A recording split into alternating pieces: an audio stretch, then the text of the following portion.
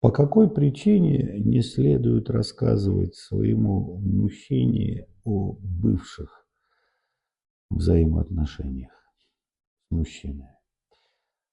Я бы не стал столь категорично относиться к этому факту. Почему бы не рассказать, только вот делать акцент и говорить о всех подробностях, которые у вас происходили в прошлых взаимоотношениях, пожалуй, не стоит. Потому что у вас формируются новые отношения, у вас формируется доверие.